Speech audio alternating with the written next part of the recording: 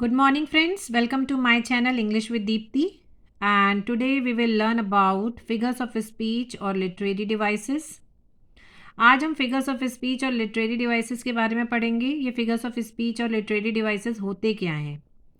देखिए friends, actually होता क्या है, जो जितने भी पोएट्स होते हैं वो अपनी पोएम्स को बहुत ज़्यादा इफ़ेक्टिव और ब्यूटीफुल बनाने के लिए जो डिवाइसेस, जो वर्ड्स यूज़ करते हैं, उनको हम फिगर्स ऑफ स्पीच कहते हैं और हिंदी में हम इन्हें अलंकार बोलते हैं. ठीक है, जिससे हमारी जो जो पोएम है वो और भी ज़्यादा ब्यूटीफुल लगे. क्योंकि जितनी भी पोएम्स होती हैं, जितनी भी कविताएं होती हैं, उनका ज़्यादातर क्या होता है, जो मीनिंग होता है वो हिडन होता है. आपको सोचना पड़ता है, थोड़ा गहराई में जाना पड़ता है. तो सबसे फर्स्ट मैंने फिगर ऑफ स्पीच लिया है सिमिली. तो सिमिली में कंपैरिजन करते हैं, हम दो चीज़ों के बीच में कंपैरिजन करते हैं. और कंपैरिजन हम करते हैं लाइक वर्ड लगाकर या फिर एज वर्ड लगाकर. जैसे एग्जाम्पल में मैंने लिखा शी इज़ लाइक अ रोज़, कि वो किसकी तरह है, रोज़ की तरह है. मैंने लाइक वर्ड यूज़ किया है. तो अगर आपको पता है कि लाइक कहाँ पर आता है तो आप आइडेंटिफाई कर लेंगे कि yes this is in this line simile figure of speech has been used. अच्छा, अगर मैं एक और एग्जाम्पल लिखूँ, अगर मैं ये लिखती हूँ that she is brave as a lion, कि वो किसकी तरह ब्रेव है, एक लायन की तरह ब्रेव है. तो मैंने यहाँ पर क्या लगा दिया, एज लगा दिया. यहाँ पे लगाया मैंने लाइक लगाया. तो जब हम कोई भी कंपैरिजन करते हैं लाइक या एज लगाकर, तो उस फिगर ऑफ स्पीच को हम सिमिली बोलते हैं. नाउ नेक्स्ट जो है, नेक्स्ट फिगर ऑफ स्पीच में हम लेंगे मेटाफर. सेकेंड लिख रही हूँ मैं. आई am taking another one, that is metaphor. अब ये मेटाफर क्या होता है, देखिए. जो अच्छा, एक चीज़ और मैं बताना चाहती हूँ कि जो सिमिली होती है, सिमिली को हिंदी में हम कहते हैं उपमा अलंकार. उपमा अलंकार बोलते हैं इसको. ठीक है, कंपैरिजन करते हैं हम इसमें.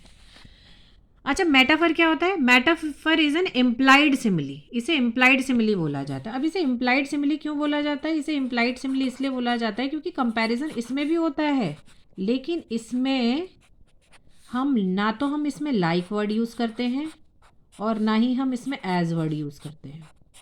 इसको हम बिल्कुल वैसा ही मान लेते हैं. जैसे देखिए, मैं एक एग्जांपल देती हूँ. जैसे सपोज़ आपकी, मान लीजिए कॉलेज में या कोई स्कूल में कोई बच्चा है, वो बहुत अच्छा क्रिकेट खेलता है. मान लीजिए उसका नाम है सरगम. तो मैंने लिख दिया Sargam is the Dhoni of ABC school. ठीक है ना, Sargam is the Dhoni of ABC school. तो मैंने यहाँ पे सरगम को किसके साथ कंपेयर किया है? महेंद्र सिंह धोनी के साथ कंपेयर किया है. तो मैंने यहाँ पे ना तो लाइक वर्ड यूज़ किया है, ना मैंने यहाँ एज वर्ड यूज़ किया है. मैंने सिंपल यहाँ पे क्या लिख दिया है, सरगम को धोनी की तरह मान लिया है.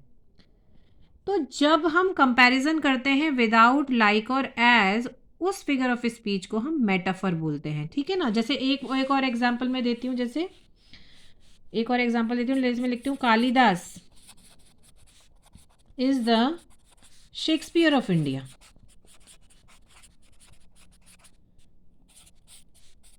अब देखिए, यहाँ पे भी मैं कंपैरिजन कर रही हूँ किसका, यहाँ पे भी मैं किसका कंपैरिजन कर रही हूँ, यहाँ पे भी मैं कालिदास को कंपेयर कर रही हूँ कि शेक्सपियर के साथ. उसको कंपैरिजन करके वैसा ही मान रही हूँ कि कालिदास जो है वो शेक्सपियर ऑफ इंडिया है. तो यहाँ पे मैंने ना तो मैंने लाइक वर्ड यूज़ किया है और ना मैंने यहाँ पे एज वर्ड यूज़ किया है. इसको मैंने वैसे ही मान लिया है.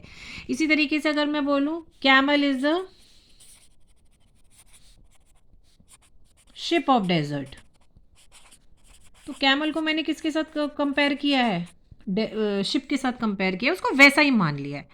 तो जब हम कंपैरिजन करेंगे, कंपैरिजन तो करेंगे लेकिन विदाउट लाइक और as, so that will be metaphor. वो क्या होगी, मेटाफर फिगर ऑफ स्पीच होगी. Now next I am taking third. Third में ले रही हूँ आयरनी. अभी आयरनी क्या होती है?